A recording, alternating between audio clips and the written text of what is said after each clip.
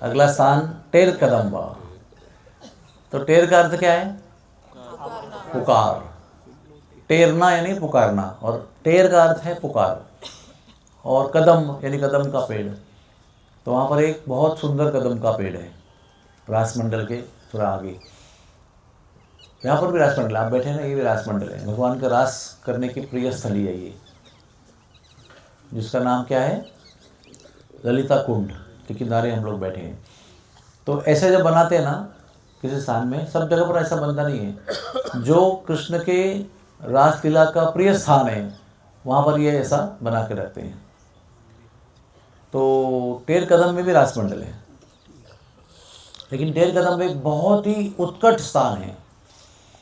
श्री कृष्ण के मुरली की महिमा, श्री कृष्ण के गौचारण की महिमा, श्री कृष्ण के गौ प्रेम की महिमा, ऐसे अनेकों चीज़ उसमें उस स्थान में बसे हुए हैं।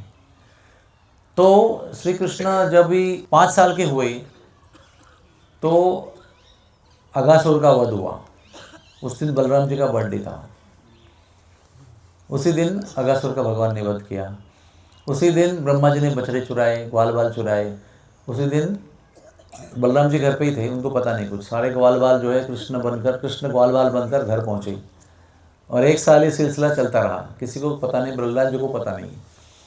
जब 6वां बर्थडे आया बलराम जी का, तो फिर बलराम जी पीछे रह गए, और 6वें बर्थडे के दिन बलराम जी के ब्रह्मा ने सारे बालक को लौटा दिया, और कृष्ण ने अपने स्वरूप सब गायब कर दिए, अदृश्य करा दिए, अंतर्धान करा दिए।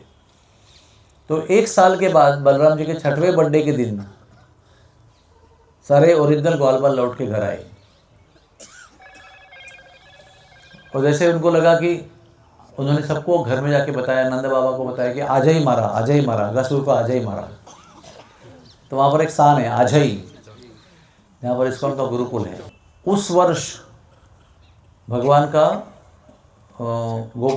यानी उस वर्ष के कार्तिक शुद्ध अष्टमी के दिन भगवान को बड़ी गायों का जिम्मेदारी सौंपा गया। उस दिन को गोपाष्टमी कहते हैं। गोपाष्टमी नंदगांव का बहुत ही महत्वपूर्ण उत्सव है। गोपाष्टमी के दिन नंदगांव के जितने भी गोस्वामी हैं, बहुत सारे गोस्वामी विदेश में हैं अभी, वहाँ पर कुछ नौकरी धंधा करते हैं, बहुत सारे गोस्वामी, ओरिजिनल गोस्वामी नंदगांव के। लेकिन उस दिन वहाँ से नंदगांव आते हैं। भारत भर में कई लोग बिखरे हुए हैं गोस्वामी लोग। कोई पंजाब में है, कोई कश्मीर में है, कोई दिल्ली में है, कोई लुधियाना में है। लेकिन गोपाष्टमी के दिन सब लौट के आते हैं। एक दिन गोपाष्टमी के दिन हमारे घर में नंदगांव के गोस्वामी थे, उनके पिताजी का ऑपरेशन करने के लिए 3 पीढ़ी हमारे घर में थी, तो वापस नहीं जा पाए। तो दिन भर फ़ोन में थे, अभी गैया कहाँ है, अभी गैया कहाँ है, अभी कौन सा गीत गाया जा रहा है, अभी कौन सा गीत गाया जा रहा है, अभी कौन सा गीत गाया आएगा टेर कदम पे, टेर कदम पे आए क्या। मतलब पूरी तरह से वही थे वो, शरीर खाली उनका यही था हमारे पास। हमने देखा कितनी उत्कंठा थी उनके मन में इस उत्सव के विषय में। विवश होकर हमारे घर में रहना पड़ रहा था उनको, लेकिन उनका पूरा हृदय तन मन सब उधर ही था। तो इस दिन जब सुबह, अभी वो बहुत बड़ा उत्सव है, उसका बहुत लंबा चौड़ा वर्णन गोपाल चंपू में जीव गोस्वामी ने दिया है। लेकिन संक्षेप में बहुत लंबे विधि पूर्वक कृष्ण बलराम को बड़ी गायों का, बैलों का भार दिया गया। और कृष्ण बलराम जो बछड़े को चलाते थे उसका नाम था वत्सपाल। अभी वत्सपाल थे कल तक, आज गोपाल बने, है ना। तो गोपाल बनने के बाद वो दूर चले जाएंगे। वत्सपाल यानी बहुत पास में चले गए, दोपहर को लौट के आते थे, और दोपहर को बाबा के साथ भोजन पाते थे।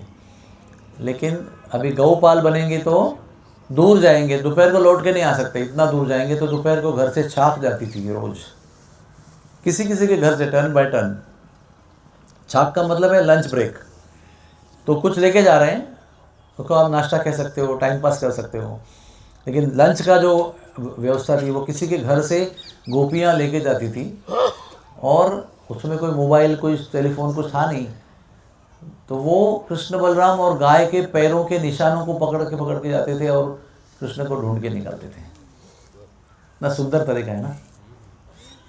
कालिया को जब कृष्ण भगवान ने दमन किया, तभी भी बलराम जी का बर्थडे था। और जब तो जब भी पता चला उनको कि अरे कृष्ण ने छलांग लगाई, वो नदी के अंदर चला गया, बाहर ही नहीं आ रहा है, तो वो बलराम जी का बर्थडे छोड़ के भागे वहाँ से, जो भी थे वहाँ पर, और तुरंत वहाँ पहुँचे। तो कैसे पहुँचे? चरणों का निशान, फ्रेश चरणों का निशान जो है उसको देख के पहुँचे। तो एनीवेज, तो अभी दूर जाएंगे, शाम तक लौटेंगे, ऐसे संध्या का समय होगा तो लौटेंगे। तो उस दिन कृष्ण भगवान पहली बार दूर चले गए तो थक गए, कान्हा का चेहरा मुरझ गया, हाँ मुरझा गया पूरा। अभी ग्वाल वालों को टेंशन क्या बताओ, थकना नॉर्मल है, पर कान्हा थक गया, बाल वालों को बहुत टेंशन है उसके ऊपर। कारण क्या उसका? मैया जब भी थका हुआ चेहरा देखेगी तो कहेगी कल नहीं जाएगा ये, परसों आ सकता है। तो वाल वालों को वो इतना दूर जाने का जो था ना, क्या उसको बोलते हैं, इंडिपेंडेंस, हाँ, तब तक वो सीसीटीवी के अंडर थे। मैया से बैठ देखती थी तो उनको दिखना चाहिए, उतना ही दूर जाना था। आज के दिन उनको मैया के सुपरविजन, पर्यवेक्षण के परे जाने को मौका मिला, जो चाहे वो करने को मिला, तो इसलिए उनको बड़ा आनंद आया था। और देखा कि उस कन्हैया जो थक गए तो मैया मना करेगी, तो उन्होंने सोचा कि कन्हैया को हंसाएंगे बहुत। आपको पता है हंसने के बाद क्या होता है? Who knows? हंसने के बाद पेट पर प्रेशर आता है, पेट पर प्रेशर आने से ऊपर का ब्लड सप्लाई बढ़ता है और थका हुआ चेहरा खेल जाता है। कभी आप जोर जोर से हंस के देखो। हास्य के 6 प्रकार हमारे आचार्यों ने बताए हैं। इसमें आखिरी जो है अति हास्य, अति हसन कहते हैं उसको। वो ऐसे शरीर को हिला हिला के, पेट को पकड़ पकड़ के, पूरे बत्ती सी दिखा के, ऐसे सांस को ऊपर नीचे करके हंसने को वो अति हसन कहते हैं। 6वां प्रकार है। जैसे ही वो ऐसे हंसता ना कोई व्यक्ति, उसका चेहरे में ऐसा लालिमा आ जाती है, फ्रेश हो जाता है। तो ग्वाल वालों ने इतना जोक किया, इतना विनोद किया, इतना हास प्रयास किया कि नंदगांव पहुँचते एकदम फ्रेश हो गए वो। और उस अवस्था में उनको सोचा कि अब माता को, कृष्ण को प्रेजेंट करेंगे, तो माता को लगेगा देखो कितना फ्रेश होकर लौटा है, देखो कोई बात नहीं, कोई विरोध करने का कोई सवाल नहीं होता है। तो वो करते करते कृष्ण जो है वो जगह पहुँचे, टेर कदम नाम का। वहाँ पर सबसे ऊंचा पेड़ था कदम का, उसके सबसे ऊंची डाली पर जाकर बैठ गए। और क्या किया उन्होंने? मोबाइल निकाला,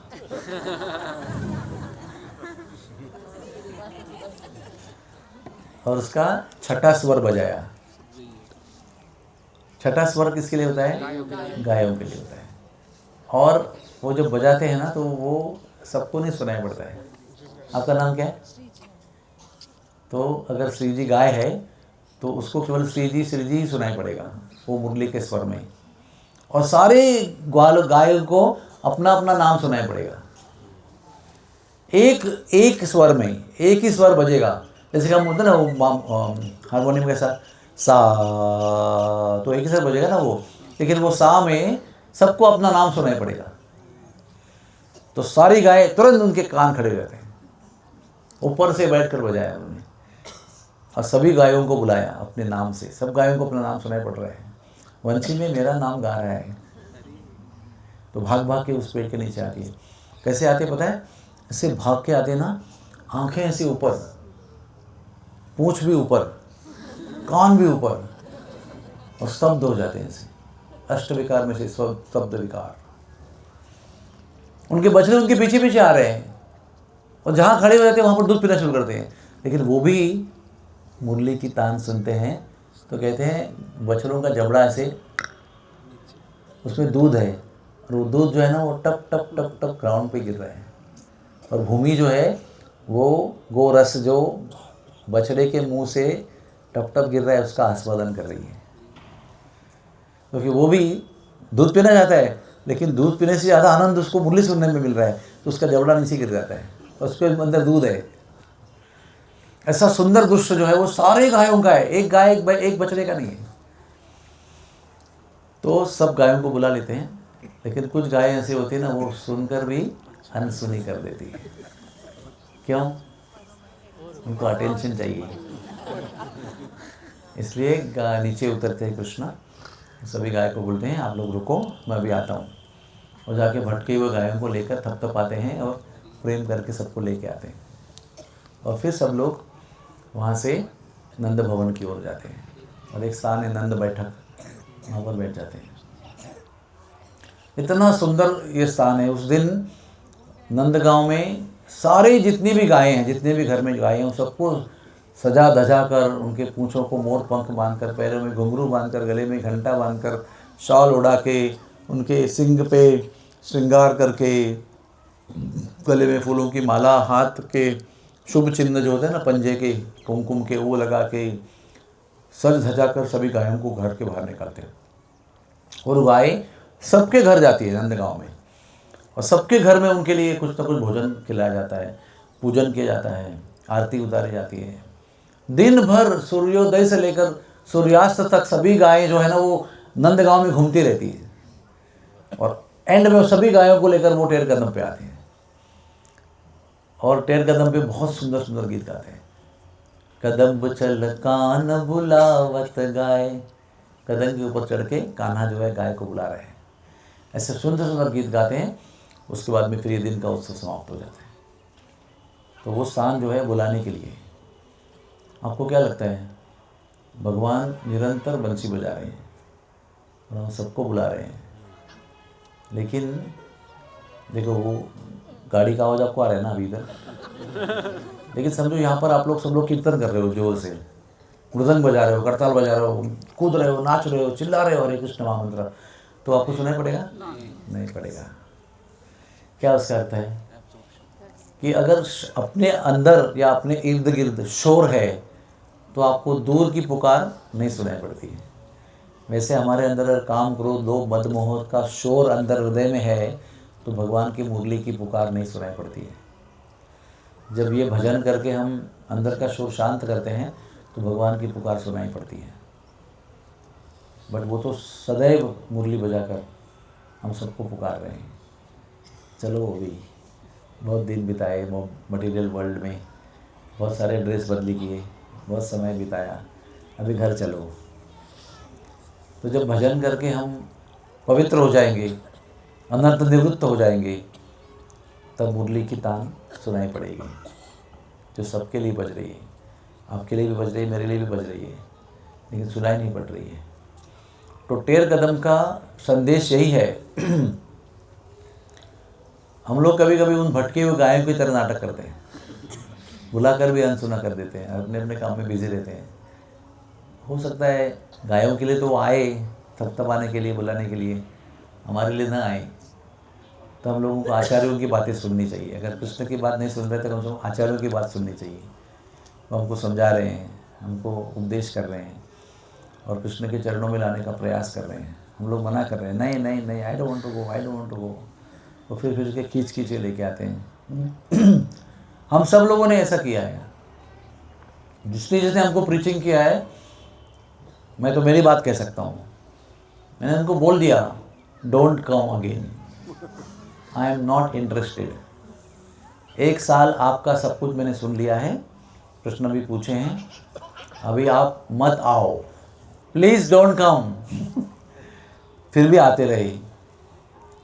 फिर मैं उनको उनके आने के बाद, उनको ठुकराने के लिए उनके आने के बाद नॉन वेज ऑर्डर करता था, ताकि वो परेशान होके चले जाएं।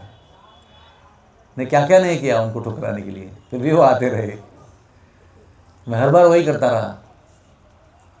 तो एंड में उसने कहा ठीक है अभी मैं नहीं आता हूँ, लेकिन मेरी एक इच्छा है, आना बंद करने के पहले एक बार अगर आप मुझे अपना दोस्त समझते हो तो दोस्ती के खाते एक बार मंदिर आ जाओ।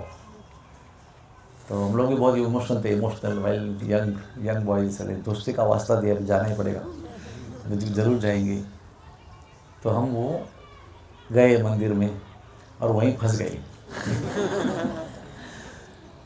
वो जब जिहू मंदिर की मंगल आरती का दर्शन किया ना, उनके चरणों में झुककर क्षमा मांगी या पूछा अभी आप क्या चाहते हो बोलो, तो उन्होंने तुरंत एक माला पकड़ाया, बोला 4 माला करो, करेंगी। संतुष्ट नहीं हुआ मन, और बोलो कुछ। तो किताब खरीदा, साइंस ऑफ सेल्फ रियलाइजेशन, बोले इसको पढ़ो। बोले ठीक है, और बताओ। तो उन्हें कंठी माला खरीदी और उधर ही गले में बांध दी। तो इसका अर्थ क्या होता है? No non veg. डन, और बोलो, क्योंकि इतना उसको सताया था साल भर। बोला कि हर संडे को मंदिर आया करो, शनिवार को आया करो। धन।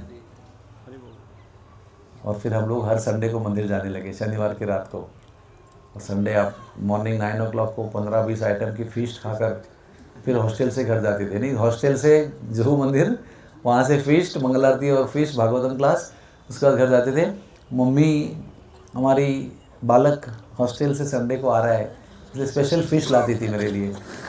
और मैं कहता था मुझे भूख नहीं है। तो मैंने देखा 1 संडे हुआ, 2 संडे हुआ, 3 संडे हुआ, 4 संडे हुआ, इसको भूख ही रहती नहीं है 7 दिन हॉस्टल में जाने के बाद। तो मैंने मम्मी को कान में बताया कि मैं मंदिर जाता हूँ, वहाँ से खा के आता हूँ। तो ऐसे ही हुआ। भक्त लोग बड़े दयालु होते हैं, बहुत अपमान सहन करते हैं प्रचार करने के लिए, क्या क्या नहीं करते हो लोगों को भक्ति में लाने के लिए। तो वो कौन है? वही हमारे फोटोग्राफर बैठे ना, उनके बड़े भाई दयाराम प्रभु, ये उनके बड़े ज्येष्ठ भ्राता हैं। तो उनकी कृपा से मैं अभी आज आपके सामने ललिता कुंड के किनारे बैठा हूँ। तो कहने का तात्पर्य ये है कि जब भगवान पुकारते हैं तो हम नहीं सुनते हैं, जब भक्त पुकारते तभी भी नहीं सुनते हैं, लेकिन भक्त लोग दयालु होने के कारण कभी कभी हमारा कल्याण कर देते हैं। हरे कृष्णा, हरे कृष्णा। तो वो टेर कदम्ब की कहानी मैंने आपको बताई। टेर कदम्ब में एक छोटी सी और कहानी है। रूप गोस्वामी जब इस तरफ आए उत्तर दिशा में, तो सनातन गोस्वामी ने भजन किया पावन सरोवर के किनारे, और रूप गोस्वामी ने भजन किया टेर कदम्ब स्थान पर। जो जितने जितने बहुत महत्वपूर्ण ग्रंथ हैं जो रूप गोस्वामी ने लिखे, वो सब टेर कदम्ब में जो भजन कुटी है वहाँ बैठ के लिखे। और वहाँ पर राधा रानी ने उनको दर्शन दिए। सनातन गोस्वामी का जन्मदिन था, वो पावन सरोवर से वहाँ मिलने आए उनको। रूप गोस्वामी की इच्छा थी कि उनको बर्थडे के दिन कुछ खीर बना के खिलाई जाए, लेकिन पक्कड़ साधु थे, उनके पास कुछ था नहीं, बस किचन नहीं था, कुछ नहीं था उनके पास, भिक्षा करके खाते थे। तो बोला भाई खीर बनाने की इच्छा तो अच्छी, लेकिन खीर बनाने के लिए दूध लाना पड़ेगा, शक्कर लाना पड़ेगा, मेवा लाना पड़ेगा, चूल्हा जलाना पड़ेगा, इतना समय कहाँ पर है। छोड़ दिया विचार को और अपने लेखन में बिजी हो गए। कुछ बाद एक सुंदर युवती आई, सुंदर कन्या, छोटी सी कन्या, गले सर पर टोकरी थी उसके। बोले बाबा मैया ने भेजा है। बोले क्या भेजा है? बोले चावल भेजा है, दूध भेजा है, घी भेजा है, मेवा भेजा है, खीर का सामान भेजा है। तो बाबा बोले मैं तो बहुत बिजी हूँ, अगर समय हो तो तुम बना लेना अपने आप। तो वो कन्या ने चूल्हा जला के उधर उसकी खीर बनाई और बाबा को कहा बाबा खीर बन गई है, अभी भोग लगा लो, वो खा लो उसको, मैं जा रही हूँ। तो वो जैसे ही गई, कुछ ही क्षणों के बाद सनातन गोस्वामी आ गए उधर। उन्होंने कहा, तब तक उन्होंने भोग लगा दिया था, बोले आ जाओ भैया, बड़े भैया आ जाओ, आपका जन्मदिन है, इसको खीर को खाओ, ये आपके लिए बनाया है। तो वो और वो दोनों मिलकर उस खीर को खाने लगे। जैसे ही सनातन गोस्वामी ने खीर खाई, उनके शरीर में रोमांच हो गए, उनके आंखों से अश्रु आने लगे, कंठ गदगद हुआ, शरीर कांपने लगा, अति आनंद का उत्कट अनुभव हुआ उनको। और भैया को पूछा, अरे रूप किसने बनाई ये खीर? उसने कहा एक कन्या आई थी गांव से, गोपी, उसने बनाई ये खीर, बताओ कैसी थी वो? तो वो बताओ कैसे थी वो? उसने कहा छोटी सी लाली थी, बहुत सुंदर थी, उसने नीले रंग का घाघरा पहना हुआ था, गुलाबी रंग का ब्लाउज पहना हुआ था, उसके नेत्र कमल जैसे थे। तो ये सुनकर और कांपने लगे वो। बोले रूप स्वयं राधा रानी तुम्हारे घर पे आई थी आज, तुम यहाँ पर किस लिए आए हो? राधा रानी की सेवा करने आए हो या उनसे सेवा लेने को आए हो? राधा रानी तुम्हारे लिए खीर बनाई आज। डांट रहे रूप गोस्वामी को, लेकिन खीर खाना बंद नहीं कर रहे हैं, कंटिन्यूस खा रहे हैं। इतना दोनों ने आनंद लिया। इस तरह से राधा रानी ने स्वयं आकर रूप गोस्वामी को वहाँ पर खीर खिलाई, सनातन गोस्वामी को खीर खिलाई। वो स्थान है भजन कुटी ऑफ रूप गोस्वामी। बोलो टेर कदम्ब धाम की।